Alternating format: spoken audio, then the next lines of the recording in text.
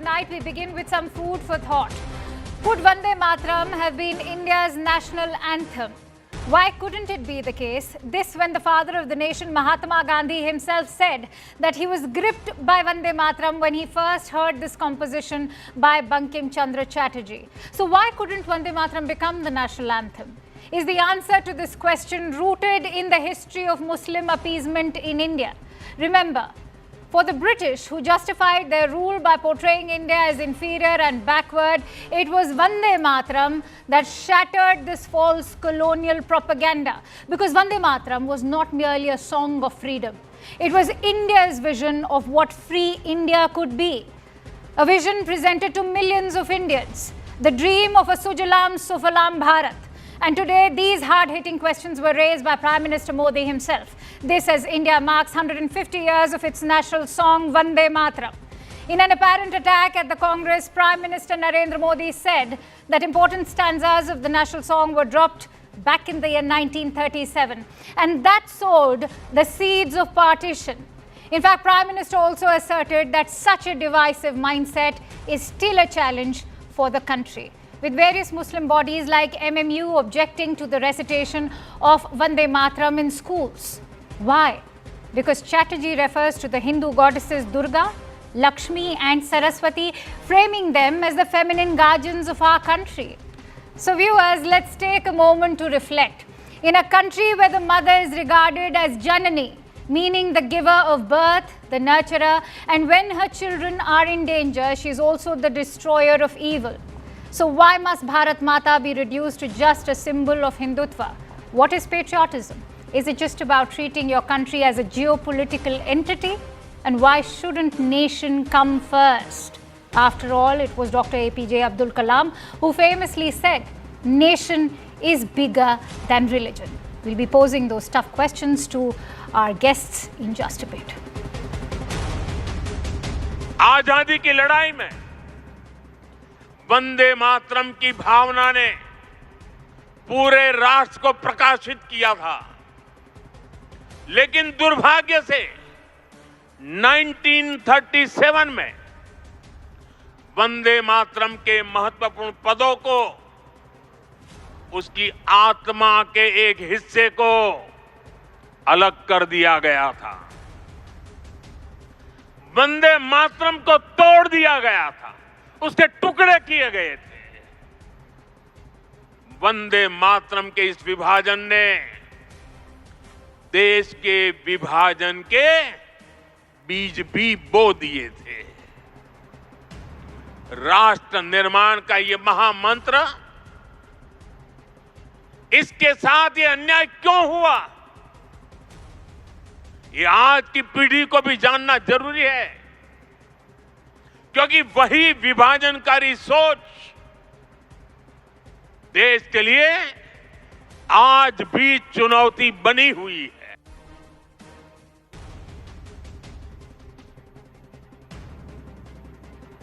तो आनंद मठ की जो निकल कर आई थी किताब, उसमें कुछ हद तक उस पूरे इंसिडेंट को, जो एक इकोनॉमिक रिएक्शन था, जो एक लूट और अत्याचार और शोषण के खिलाफ सन्यासियों का, फकीरों का एक रिबेलियन था, उसको एक सांप्रदायिक रंग दिया गया था। और उसमें कुछ एक हिंदू मुस्लिम की बात कही गई थी। इनको हर चीज में अगर सांप्रदायिकता दिखती है और इनको अगर कविता पढ़नी नहीं आती है, वंदे मातरम समझ में नहीं आता है कि उनके तमाम स्टैंजास क्या कर रहे हैं। अपनी माँ का भी सजदा नहीं करता, वो जमीन का सजदा, सूरज का सजदा नहीं कर सकता। ये इस्लाम में कहा गया है, और इस्लाम में सबसे बड़ा गुनाह अल्लाह का शरीक बनाना है। हम उसका अपोज थोड़ी करते हैं, हम तो हमेशा खड़े रहते हैं असेंबली के अंदर, पार्लियामेंट के अंदर, हम उसका सम्मान करते हैं। लेकिन मैं पढ़ नहीं सकता, इसलिए कि मैं अल्लाह की इबादत करता हूँ। Let's try and get in perspective, and for that I'm joined in by Swapan Dasgupta, who's a political columnist and former MP. Many thanks to you, Mr. Dasgupta, for joining in. Let's begin by Prime Minister Modi's speech today while celebrating 150 years of Vande Mataram. He said that the important stanzas of Vande Mataram was dropped in 1937. That reflects the divisive mindset that led to partition of India, one that continues to challenge India. How do you weigh in on his attack? Well, it was not really dropped. in that sense that it always was there. You can't just drop a few verses from a song which was quite iconic. What exactly happened was that in 1937, certain objections were raised by the Muslim League, in particular Muhammad Ali Jinnah, about certain what they call idolatrous verses of Vande Mataram. As a result of that, and following a spate of the discussions within Congress, the Congress itself decided that they would only sing the first two stanzas of Vande Mataram. So I think we must be very clear that Vande Mataram, the song, exists in entirety. There are many people in this country who sing the entire thing. It's a bit long.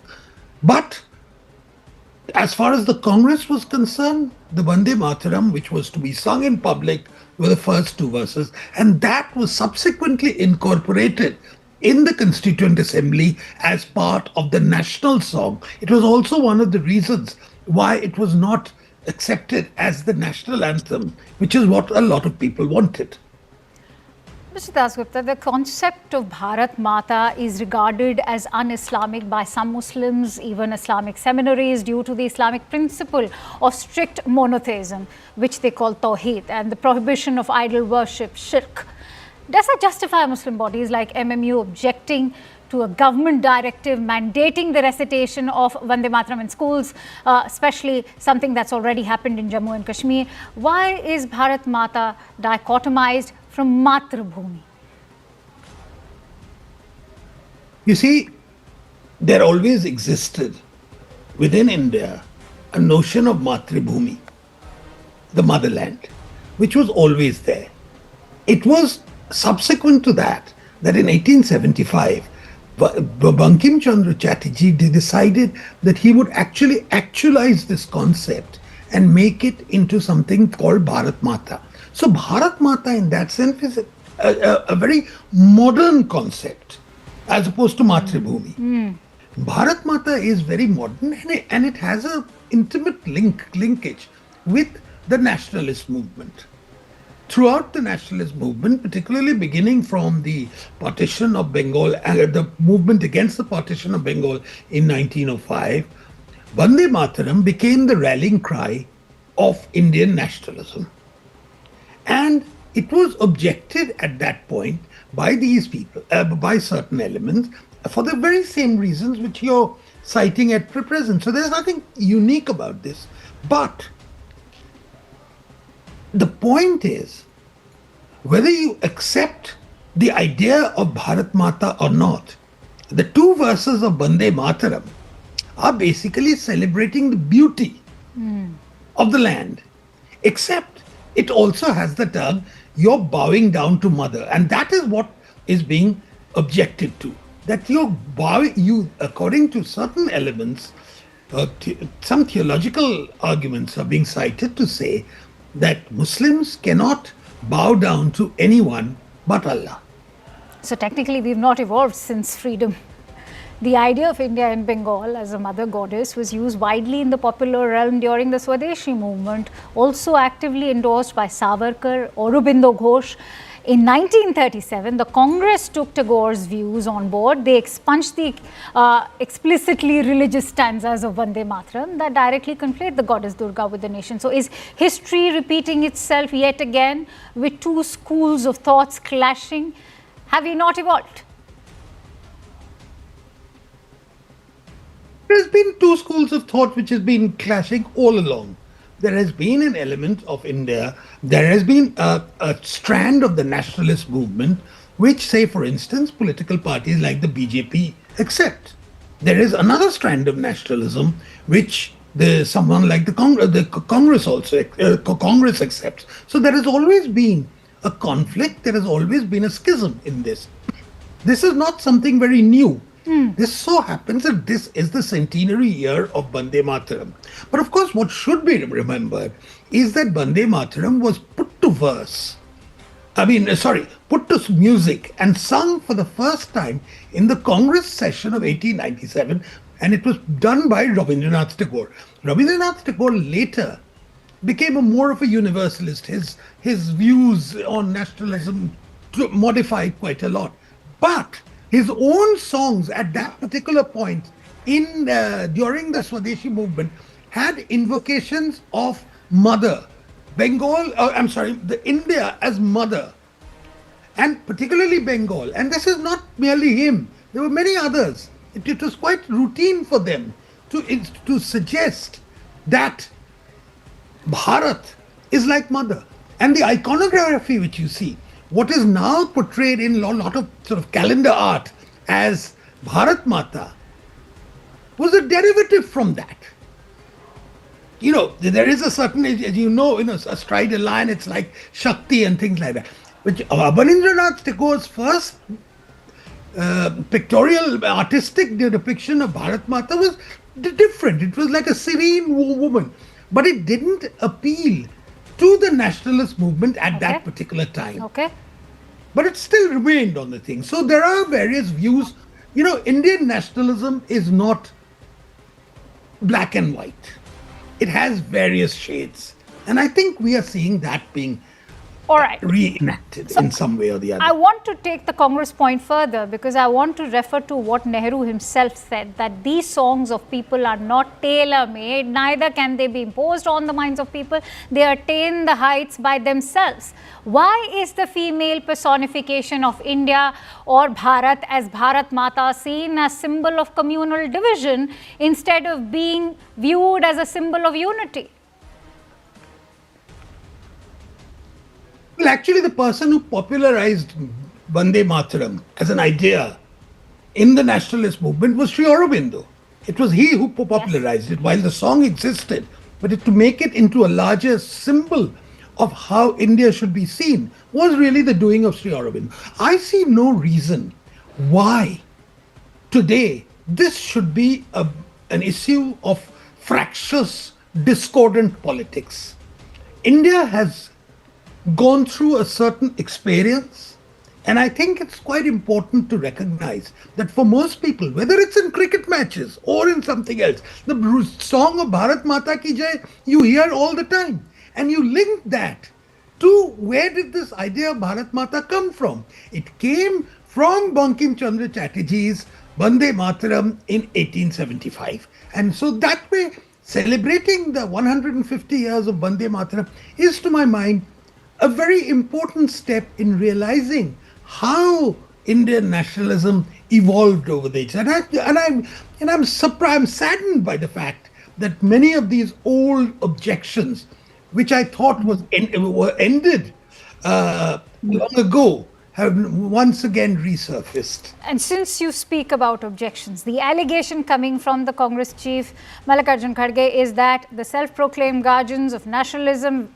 of course, the RSS and the BJP is referring to, have never sung Vande Mataram or the national anthem Jana Gana Man in their shakhas or even the BJP offices. Instead, they continue to sing Namaste Sada Vatsale, a song glorifying their own organization, not the nation. What's your assessment of such a charge? Two clarifications are in order in this. When the Sada Vatsale Matribhumi is recited, the invocation is to the saffron flag, which they see as universal and timeless. That's number one. Number two, as far as my recollection goes, and I've seen the BJP sessions since the 80s, the entire Vande Mataram used to be sung, not just the two verses. The entirety of Vande Mataram was always sung. And that was something which distinguished the BJP from the rest of them. And as far as the Vande Mataram, you see, Vande Mataram is accepted by the Congress in large parts of Eastern India, etc. But there are sections of the Congress which nurture misgivings over it. But I'm not making a generalization. Okay. So I think Mr. Kharge is probably not entirely accurate when he sort of says that this Vande Mataram has never been accepted by the BJP, or that the RSS has an invocation to the Bhagwa Dhwaj, which they call their sense of the Matribhumi. So that's a different matter altogether. That is not at the cost of either the national anthem or the national song. Thank you for shedding light on all of those very, very significant and crucial points. It was a pleasure having you on the show, Mr. Swapan Dasgupta. Thank you for joining in on The Right Stand. Let's take that forward with our guests today, and let me introduce my esteemed panelists. I'm joined in by Charu Pragya, who's the spokesperson for the Bharatiya Janata Party, Dolly Sharma, spokesperson for the Congress Party. I'm joined in by Ahmed Ayaz, who's a political analyst, also joined in by Dr. Ratan Sharda. Thank you, gentlemen and women, for joining in. Dolly Sharma, the charge coming in from Prime Minister Modi today is that it is your party which tore the national song apart. I would like to start with saying that, I remember when I was in school, the first song that we used to sing was Vande Mataram. Shashya Shamala. We used to sing, and students or citizens of every religion, every caste used to sing the same song. It unites us, not divide. First thing I must tell. And BJP, whose only thing in today's day and age, their politics totally dependent on divide and rule. Everywhere you go and see, whatever they are doing is dividing and ruling, whether it is religion, whether it is caste, whether it is language. So basically, it is the BJP who is dividing this country. Otherwise, every time in this country, we have seen unity in diversity. Why is Mr. Mallikarjun Kharge? I'm very curious to know, if this is not about division, then why is Mr. Mallikarjun Kharge accusing the BJP and the RSS of not singing the Vande Mataram in their offices? They should. Why aren't they singing? They should.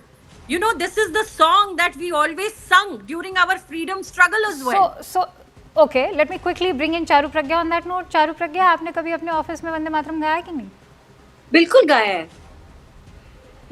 गाया है and Vande Mataram is something which is a song about India's unity. We sing it all the time, and in this one aspect I agree with Dolly. Since school days we've been singing it till today. But do you know that it's now coming to everybody's acknowledgement that efforts were made to erase our history, not educate citizens about our history. And these efforts of appeasing a certain community started really long back. Who proposed the deletion of the extra paragraphs that are not being sung anymore in India? The proposal came from an Indian. The proposal didn't come from a British person. It didn't come from an invader. It didn't come from a conqueror. It came from our very first Prime Minister. Why? That is when you started your policy of appeasement politics, and you have distorted India's civilizational identity to suit yourself, and this reality needs to be told today.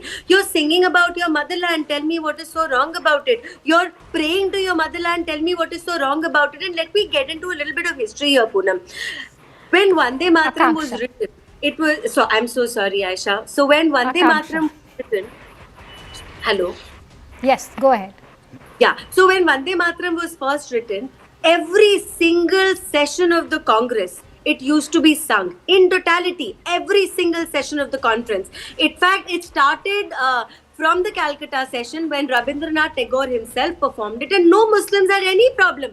Consequently, for decades, everybody used to sing it together. When did the problem start? There was absolutely no problem when Congress was led by Maulana Azad, who was a Muslim himself. The problem started when Congress started being led by Nehru. So that is what I am trying to point out here and bring everybody's attention to. What did Nehru quickly bring in Ahmed Ayaz on that note. Let's listen in from Ahmed Ayaz also. Ahmed Ayaz, the allegation that's rooted in history is that this national song could have also been the national anthem of the country had it not been for minority appeasement. The BJP's brought those letters in front which clearly, categorically show Nehru writing about how this could irritate the Muslims particularly. Why should patriotism have anything to do with religion? Ahmed Ayaz, if I could bring you in. Even today, in 2025. It's not about appeasement. It's not about anti-patriotism. It's not about anti-nation. You'll have to see it from a context that Religious freedom is even guaranteed by the constitution also. And so far as this song is concerned, it's written in Sanskrit. And those who know the Sanskrit, they say that it says about bowing the land, homeland. But while everybody is taught to respect and love the homeland, but when it comes to bowing for Muslims, you see, Muslims very clearly cannot bow before other than anybody, other than Allah to anybody. So as long as it is bowing, then it's very serious so far as Muslims is concerned, to the extent that we consider it as shirk. Shirk means very, very vast in the Islam. So as such, Muslims may have an objection to that extent, and that too. Now that India is multicultural, multi-religious, it's not only Muslims. Even if it is made applicable, does not seem to be any reason, anything wrong. In case it is not imposed forcibly, left to the all individuals to sing whatever. But if it is made a bit, forcible or imposed, then you have to consider that there are communities in the country which does not, where it does not go well with their religion.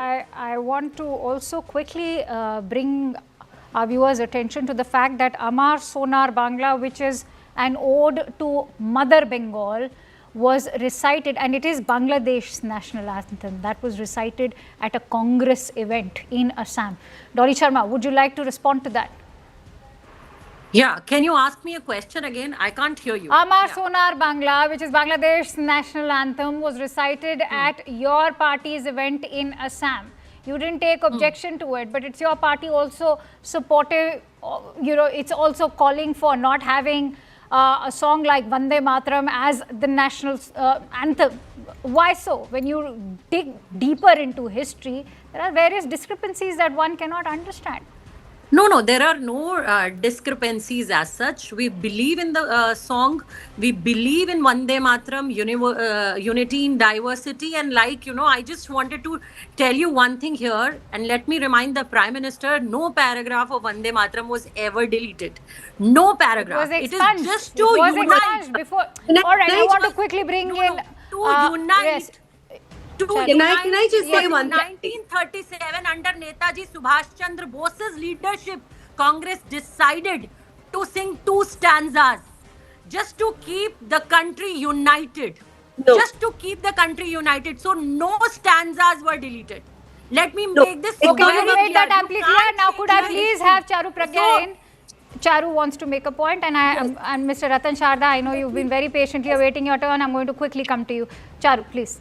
Very quickly, let me just give you a fact here. One, nobody had any problem with the entire Vande Mataram. It united India in India's freedom fight. Muslims, Hindus, Christians alike, everybody sang the song. Congress, everybody who attended Congress sessions sang it with pride. Till Nehru took over, this is a fact. While there was a Muslim leading the Congress, there was no problem with Vande Mataram. The second thing is, you might not have deleted it, but that's a mere technicality, because you made sure that nothing, in no session, it went beyond the first 2 stanzas. You started it. You started explaining to Jinnah how this is divisive, how this is anti-Muslim. These letters were written by Nehru. It was not Jinnah randomly raising objections, because like I said, Maulana Azad ji was perfectly comfortable with Vande Mataram. Everybody unitedly as Indians sang it and nobody had an objection. Okay. Till this new version of Congress, Nehruvian Congress, took over. Mr. Ratan Sharda, would you like to come in on the attacks that have come in from... No, can you show one letter?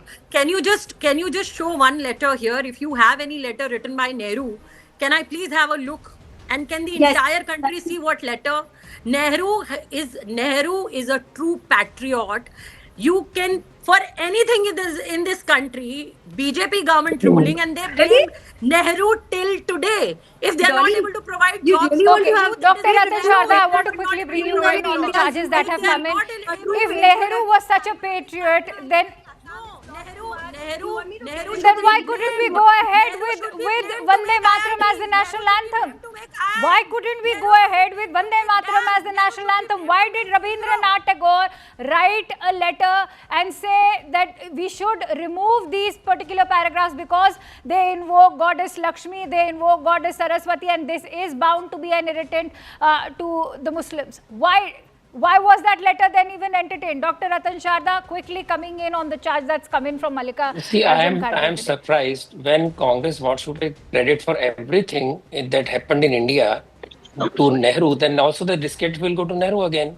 Why are you agitated? You want credit to go to Nehru but not discredit. Nehru said, we will not take Vande Mataram as the national anthem, or we will not take the full Vande Mataram because it may hurt some people. Who are that some people? We know all that. And when earlier it was sung, who stripped the Vande Mataram to that particular, removing 2 paragraphs? Of course, Congress was the ruling party. And why is the objection from Muslims coming now? See, we should understand that we are secular only as long as Hindus are there in majority, because wherever we are not, see what happened to Pakistan, what happened to Bangladesh. You can't even be safe with your daughters and your people. You have to either run away or get converted or killed. And here we are thriving and surviving very well. But we have this problem with Vande Mataram. See, Vande Mataram problem led to partition of India. That was very symbolic. That we will not sing Vande Mataram. We will not do as per what Hindus want us to do. So we want a separate country. We divided Bharat. Our motherland bled with millions of deaths and millions of injuries, lost their homes, everything, and we are still coming back to that same stage after 75 years that मेरा ये मुझे ये मज़हब allow नहीं करता. जिसको allow नहीं होना था भाई साहब पाकिस्तान चला गया. आपको पता था कि यह हिंदू मेजॉरिटी है, आपको पता था यहाँ पर वंदे मातरम गाया जाएगा, तो आप चले जाते ना. आप नहीं गए, so you will impose the same condition which led to partition of India. Can you understand what does it mean? And you don't say patriotism is a question of choice. It is not a question of choice. Understand this. And we must understand that you cannot decide now. You decided in 47, and those who decided to stay back, they have to follow the rule of the land. And why can you raise objection now? You said sajda to Mughal Badshahs. Every Muslim Badshah used to have sajda. Was that going to the king? Are you saying kings were greater than Allah? So Ahmad Ayaz, I want to quickly bring you in on the point that Dr. Sharda has made. Ahmad Ayaz, APJ Abdul Kalam himself said that nation comes before religion. On what basis did he say that? Have you ever thought about it? Let me finish my question. Do we ever question countries like China or even the United States, where all children in all schools are made to sing the national anthem or the national song? There is unity when it comes to these stances. Why are Muslim seminaries or certain bodies like the MMU raising objections to Vande Mataram being commemorated today in their schools? Should it even be a point of discontent within the children? Why are we sowing these seeds of communal disharmony? No, it's not a communal disharmony. It is not about what we call it, that Abul Kalam if it is not about communal disharmony, then let's allow these children to sing. Let me say, it's not about what Abul Kalam Azad said. We'll have to go, so far as Muslims are concerned, they'll have to go what Quran says, not what Abul Kalam says or any other Muslim country says. That is Pakistan. So you are saying that the country should not be governed by the constitution, right, Mr. Ayaz? Wait a bit. So we will have Sharia governing the law of the land. No, it's not that. It's not that. Even the constitution Charu, also, I want to hear. Right, Mr. Ayaz. I must tell my friend, even anybody at the helm has to go by the constitution, whether it's narrow or anybody. So you'll have to, it's a matter of sentiment, it's a religious sentiment. Anybody has to respect the religious sentiment. It's as per the constitution also. It's not, if you go against the constitution, I don't think anybody If the culture ministry is issuing a directive for schools, who is MMU to raise an objection that children in the school will not sing Vande Mataram? Who is MMU? Because MMU is representing a Muslim community or that Muslim organization. And the cultural academy, whatever so you are saying it supersedes the law of the land. Dr. Ratan Sharda, I want you to come in on this. Same people want to use constitution, everything they want, but when it comes to the religion, suddenly religion goes on the top of the constitution. I simply can't understand. Constitution has accepted Vande Mataram as national song, all the snipping, all the cutting, all done, but that one paragraph also hurts them now. So the entire Vande Mataram hurt them. So cut down the Vande Mataram, satisfy those elements into Pakistan. Now you want to have a problem with a single paragraph also? I don't understand. 3 तलाक मेरा religion पहले, शरिया मेरा religion पहले, ये सारा religion हमका पहले आता है, constitution हमका तभी चाहिए when you want to save yourself and take advantage of constitution. This pick and choose on constitution will not do, Mr. Ayaz. You cannot play games with us nor with the nation. Dolly Sharma, Why you are would you like selective? Dolly Sharma, would you like to come in? You are Given that the selective. first time when Yeah. Vande Mataram was sung in 1937, it was under Maulana Azad. See, Vande Mataram is to unite this country. We have always believed in unity in diversity. यहाँ हर मजहब हर जाति के लोग बड़े प्यार से रहते आए हैं.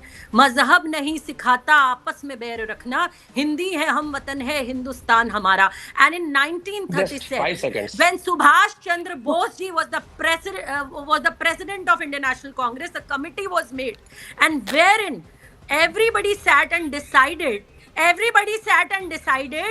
they said that anything which comes in the way of unity and diversity should not Okay, come I'm running in. short of time. So Just 5 the seconds. stanzas Just 5 never seconds. deleted, and Sir, it you was will never get Jawaharlal 30. Nehru. I will say this again. They must go and check the history for everything. They cannot blame Nehru, and we will not take Okay, Dr. Sharda, and I'm going to give Charu also closing thoughts. Dr. Sharda. Just one point. She quoted मजहब नहीं सिखाता आपस में बैर करना हिंदी है वतन हिंदुस्तान हमारा. That same poet also sang कौमी तराना, which said इस मुस्लिम है हम और सारी दुनिया को जीतने की बात करता था. वो सारी दुनिया में इस्लाम लाना चाहता था. उस पोएट को हम कोट कर रहे हैं जिसने लाइन छोड़ दी, जिसने पाकिस्तान को पूरा थियोरेटिकल बेस दिया. So same Allama Iqbal we are quoting created the base for ideological base of Pakistan, and he was kind of ideological father to Pakistan. So you can't quote him one and forget what he did after that. So Ahmed for Ayaz? me, it's my country, my decision, and my constitution. Ayaz is being selective. I am not being selective. Because Vande Mataram is accepted in the constitution. It was sung so far. You can't make a hue and cry now. Ahmed Ayaz, shouldn't this see, hymn you have- be relevant even in today's day and age? One that, in fact, infused that patriotic spirit in all our freedom fighters. No, it's not a question of even in the today's era or the past. It's a question of, you see, we are guided by the Quran so far as religion is concerned, and if at all it goes against the religion of any community, not even for Muslims I'm talking, I don't think even Ratan Sharda will accept anything going against his religion. Why should he be selective here? I say there are many issues, lot many examples where Muslims Ratan got Sharda must have Pakistan stood in beyond favor that of his no religion. concession. In Ratan support of his Sharda, religion. Ratan I Sharda, don't please, think. 15 seconds. If I am he does saying not, we if he's bled not for his 1/3 of religion, why is motherland there a to fight? satisfy No, Muslim Ratan religion. Sharda, No more if there is- sacrifices. you are not Okay. No for more your ifs and buts. religion, why is there Hindu Muslim Can I most of the please time? Charu Why there is Pragya, a mass- Charu why Pragya, is there quick mass closing pepper thoughts. issue? Quick Why closing there thoughts. is an, Ahmed Ayaz, I always need a mass I pepper need issue? closing thoughts from Charu now before I quickly shift. Thank you very much, Akansha, and I apologize for calling you by another name earlier. My humble apologies. You know, what I want to say is the extent to which your appeasement grows is getting deeper and deeper, not lesser. So earlier under Maulana Azad, you could sing the whole song, you had no problem with it. Then you cut it down to 2 stanzas. Today, you're at a place when Shashi Tharoor in 2009 says in a church that you don't have to sing Vande Mataram if you don't want to because you're Christians. In 2013, an opposition MP actually walked out of parliament because Vande Mataram was being sung. Just those two paragraph version, remember. In 2017, Congress created a ruckus in Meerut in the municipal corporation because Vande Mataram was being sung. All right. I just want to end with the lines of Aurobindo Ghosh, who said that this is not a map that you're looking at when you look at the map of Bharat. It is the body of Bharat Mata. And perhaps that's where the spirit of patriotism and India's freedom is also rooted. No religion can deny that. No religion can segregate itself from that entire freedom struggle. Many thanks to you, ladies and gentlemen, for joining in on The Right Stand. Now, Let's quickly shift focus over to Telangana, where remember the Jubilee Hills is all set for by-polls. We connected with BJP leader Madhvi Lata, who's also spoken about the by-polls in Telangana, but at the same time, she's also spoken about this entire controversy surrounding Vande Mataram. Let's listen to what she had to say. Revant Reddy is facing a crucial by-election in Jubilee Hills, testing his leadership in Telangana Congress. The result could reshape political dynamics in Hyderabad and influence the future of local polls as well. Like most constituencies in the non-old city part of Hyderabad, Jubilee Hills has been a BRS stronghold, which is why the stakes are so high in the November 11 by-poll.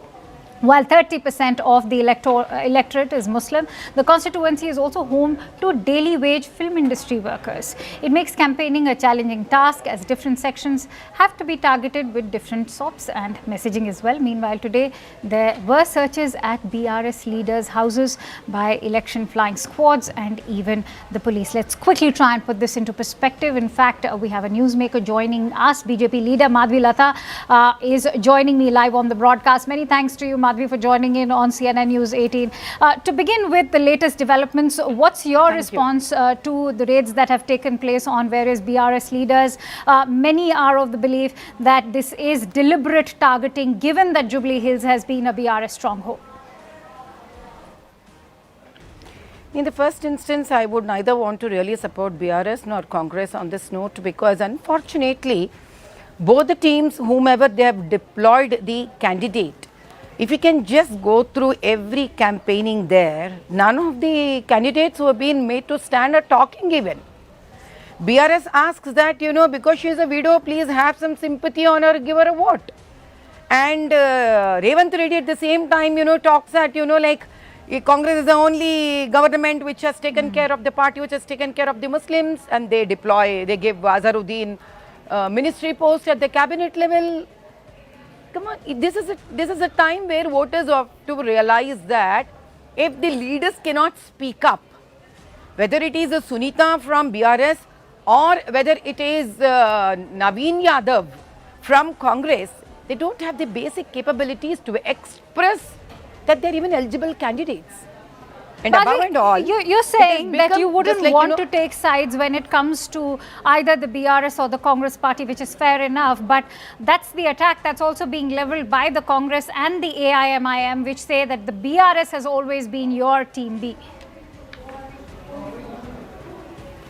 See, don't we know that it's the same people, BRS, who have said that, like MIM and God forbid even, OIC, Asaduddin is the B team for BJP. Never should such day should come in BJP's history ever, I would say. This has been a very regular thing, don't you know that? That Congress allegates on something else and BRS says, puts allegation on somebody else being a B team for BJP. I do not think that BJP ever needs any B team. BJP is such a strong team and it follows its principles, its philosophies, and it's whatever it would want to promise to people. It is simple, it's clear, it's straightforward, and it honors whatever it promises to people. I'm glad you in fact raised the issue of how the Congress party is using minority appeasement during this by-poll election, but I want to quickly bring your thoughts in on that particular statement that sort of riled up not just the BRS but also the Bharatiya Janata Party, when Revant Reddy went on to say that the Muslims are there because the Congress is standing by them, you have dignity because the Congress party is ensuring that you get that dignity. Your thoughts? Yes, I would say one thing on this note, that Revant Reddy, as a representative of Congress party in Telangana, he is partially right when he is saying and is not completely right, because they hail from the party leader Mr. Nehru. We have indeed brought in rules like, amendments like Waqf board and etc. And yes, they do support the elite crowd, the Ashrafs of Muslims. That's the reason I think they've even come forward giving Azharuddin the ticket, the cabinet post also, ministry. They have never helped the real Pasmanda Muslims. Let them tell one particular scheme that has really uplifted the Muslims of Old City. We all know that 70% of the voters population in Hyderabad Old City MP constituency is made up of Muslims. And if Congress is the only savior of Muslims, then I am surprised. Why is that constituency so bad? What is the Bharatiya Janata Party's problem? What is MIM? the Bharatiya Janata Party's problem with the induction of Azharuddin, when the Congress in its defense has said that this was in talks for a while, and even though the BJP has made it amply clear that he's neither been an MLA, MLC or even an MP, so why has he been inducted shortly before the elections? I'd like to bring you in on that entire aspect. Yeah. See, I do not care whether he is an MLA or not an MLA. I don't care whether he is MLC or not an MLC, because as per constitution, we know at 164 article, any person within 6 months should prove, should either become an MLC or an MLA to hold the post. Till then, anybody can be deployed. But this is not the question. The question is not that Azharuddin, being a Muslim, has been given a cabinet ministry. I'll be very, very happy that he is an ex-cricketer. All that is very good. But what is the timing? Is it acceptable to Election Commission of India? See, today, if a celebrity Muslim, and I would not say Muslim, it even hurts me, I would say celebrity Islamic follower, if he was in a previous election the contender of also Jubilee Hills, it cannot be so much of coincidence, right? Nothing is accidental or coincidence. It is not tsunami. Critics it's not an earthquake. Of the It has come just like that. Critics of the BJP and BRS both are saying that why even politicize a matter like if Revant Reddy wants to campaign in a skull cap, let him do so. Why not focus on the civic mess that Jubilee Hills is currently in? Residents of Jubilee Hills have been talking about nothing has been done so far, whether it is to do with garbage accumulation, whether it is to do with the poor condition of the roads. There's much to be done, but none of the parties are focusing on the civic mess. Exactly, I agree on this point, because Jubilee Hills, if you would want to know the reality, there are a lot of voters who have come out openly to say that please do not vote Naveen Yadav.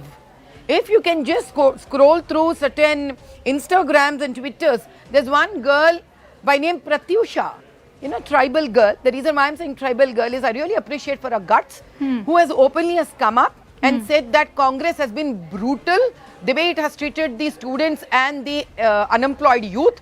Please do not go for Naveen Yadav. That would be like you'll be adding up one more, like kind of a person who just believes in Gundaism and rowdyism. Is one such person is added to the political fraternity by making him win the elections. So it's very, very clear. See, there are many bats, there are many cricketers for that matter in Hyderabad and Telangana. Why only Azharuddin? If you really want to promote a celebrity cricketer, why only Azharuddin? Why Azharuddin has taken part in the previous 2023 elections? Because you always attack it's a mass Reddy vote for not being chori. It's a mass vote chori. No, it's a mass vote chori. I would want to emphasize this statement. Azharuddin has carried 67,000 votes. And in one shot, Revant Reddy, coming from the lineage of Nehruji, Congress and Rahul Gandhi, at one shot he wanted to give to Azharuddin so that he grabs the 67,000 vote chori at mass scale. Okay. And this is what it is very important. Governance should never get into campaigning. Since you're talking about governance, or not? Yeah, I want to come to the aspect of governance only. You've always attacked the Revant Reddy government for not being able to deliver upon the guarantees that they had promised before coming to power. What is your thought when it comes to the Jubilee Hills by-polls? Do you think they'll be able to deliver upon this particular seat? Do you really think they are there for delivering anything? If they would have really have the intentions to deliver anything, last 2 years, what were they doing in Jubilee Hills? All right. They do not require Mr. Azharuddin's help. They do not require to do any kind of minority appeasement. But we are running short of time. I quickly want to take one last question from you. Today we are celebrating 150 years of Vande Mataram. The Congress, particularly Mallikarjun Kharge, has attacked the Bharatiya Janata Party, saying that they are the self-proclaimed sort of messiahs of this entire hymn now, something that they never sing, whether in the BJP offices or even the RSS Shakha. I'd like your response. I just want to tell that Mr. Mallikarjun Kharge ji, please do attend our RSS and all our sung programs. Then you would really know that entire song of Vande Mataram, all the stanzas are being sung. And second thing, it was your Mr. Nehru and his entire lineage of Congress which has cut short the Vande Mataram song for one simple reason, because in the entire 8 stanzas of Vande Mataram, Ma Bharati and this nation, this land has been compared to Mother Goddess Durga. To just keep the minority happy, the song has been cut short. And entire India needs to know this truth. So Kharge ji, you need to take some time to go around whether we really sing the entire song of Vande Mataram or not. Many thanks to you, Madhvilata, for joining in on CNN News 18. It was a pleasure speaking to you. All right, the other big story that's been creating headlines, major disruptions at India's busiest airports happened. A critical software glitch in Delhi's air traffic control system triggered widespread delays, even cancellations. As per the reports, the automatic message switching system, which feeds the flight plan data to controllers, went offline. It forced a switch to manual operations. At Delhi's Indira Gandhi International Airport, over 300 flights were delayed, with Indigo and other airlines issuing advisories urging passengers to check their flight status before heading out. The chaos quickly spread to Mumbai's Chhatrapati Shivaji Maharaj International Airport, where several aircraft were reportedly queued for departure. Now, the disruption of the air traffic control system at Indira Gandhi International Airport in Delhi may not have been just a technical failure, but potentially the result of a malware-induced overload in automation software. Sources familiar with the matter have already indicated to CNN News 18. Sources say the agencies are probing if the failure may have been caused in automation software. Sources say the software was trying to handle conflict and possible malware intrusion attempts as well. This is also targeting system interfaces or radar synchronization modules. Sources have already also indicated that the system lacked some update and real-time backup. This is at initial stages, but we are checking how multiple ATC systems were attacked. That's what the sources had to say. They're saying the system saw a message overload. Such a surge can cripple automation by forcing controllers to revert to manual operations, creating cascading delays across air corridors. Investigators are examining whether this was a targeted intrusion exploiting vulnerabilities in system interfaces or even radar synchronization modules. The absence of recent software updates and lack of real-time backup reportedly has worsened this entire impact.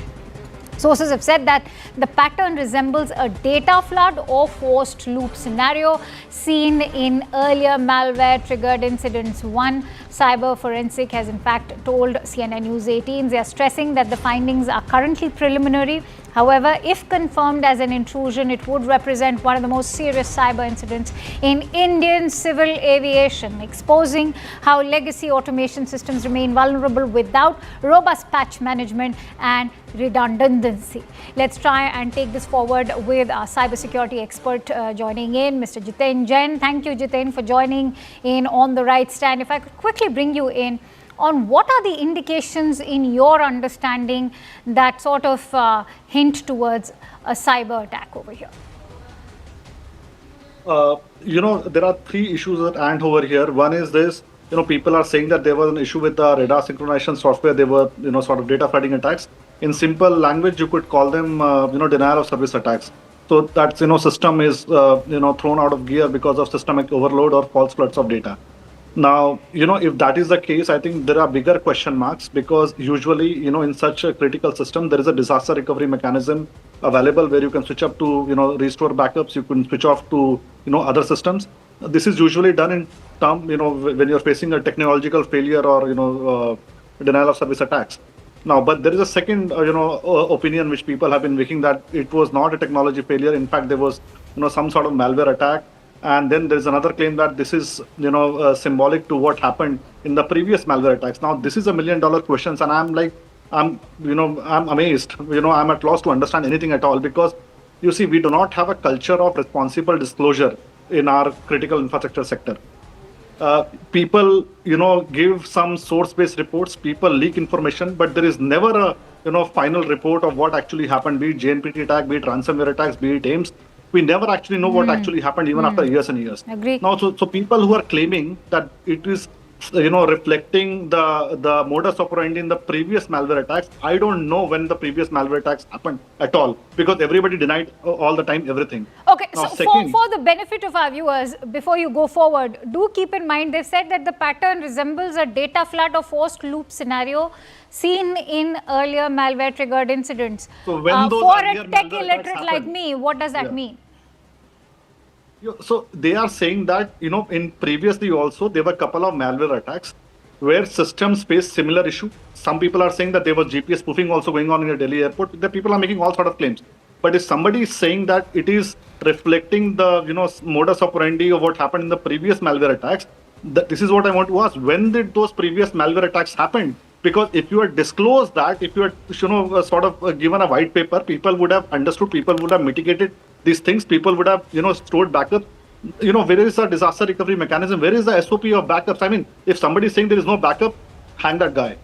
In such a and then there is a second question, whether it was an attack which was successful or somebody detected in time, and something happened in Delhi, but it has happened in Mumbai also. So it reflects sort of a pattern where maybe a single vendor who was providing services at both airports may have been impacted.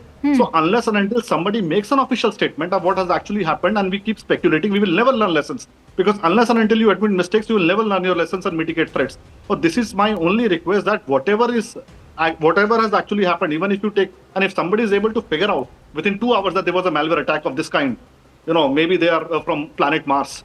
Because if this is the talent available, I'm sure why were not they able to detect it in the time? So, people make all sort of claims, but all of them are post facto. So my only humble opinion is that please let's issue a white paper so that we can learn from these mistakes and we actually know whether it is a technology failure or a malware attack. I do hope the authorities are listening to what your appeal is, but stay with me because we're getting in some more inputs on this very story. In inputs shared by Security Affairs Editor Mr. Manoj Gupta, what we are learning is that India's intelligence agencies have sounded an alarm over a major cyber espionage campaign being orchestrated by a Pakistan-linked hacker group known as Transparent Tribe, which is actively targeting government and military computers using an advanced spyware called Deskrat. According to top intelligence sources, the group has significantly upgraded its capabilities this year, shifting from public cloud-based delivery systems like Google Drive to dedicated private servers, making its operations even harder to trace and block. Officials say the hackers are exploiting border tensions in Ladakh and are attempting to monitor China's military movements by infiltrating critical Indian systems. The attackers are using official-looking emails like zip archives and documents that mimic government notices or intelligence briefings to trick officials into installing the malicious software. The deception is often timed with protests, security alerts, or even border incidents when officials are most likely to open attachments perceived as urgent updates. I want to take that forward with Jiten, who continues to stay with us. So Jiten, what's your understanding of these kind of possible attacks being directed by Pakistan? There's no enemy territory which is not done this earlier. I'm sure you'd agree with that. You would but be what are the surprised. ramifications? What are the ramifications? No, I know this group very well. It was us, during one of the conference Ground Zero Summit 12 years ago in 2015, we exposed this very group, Transparent Tribe. We know that this is a highly sophisticated group run by two, brothers in Pakistan. Their name is Sajid and Abid. Okay. They've been operating from last 12 years. I myself have given these reports to security agencies. Their identities are known. I show them every year at National Police Academy during one of the awareness sessions. These people have been operating without any, punishment or, any sort of,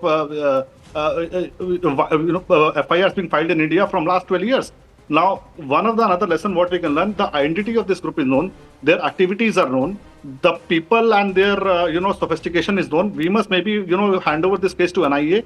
Let's file a charge sheet, let's create a dossier and expose these people to the public. Are we lacking the systems to crack down? Are we just quick? They've been doing seconds. it from last 12 years. They've been doing it from last 12 years. In 2015, they targeted almost 3,000 military personnel. So they have been running it without any impunity. There is no cost imposed upon them unless and until you start imposing some sort of cost. Thank you for giving me the answers. We know now why the systems are coming to a screeching halt. Perhaps authorities need to swing into action. But that's all I have for you in this edition of The Right Stand. Thank you so much for watching. Up next is a big exclusive by CNN News 18. That's a conversation with the Raksha Mantri, Shri Rajnath Singh, with Group Editor Mr. Rahul Joshi. Stay tuned.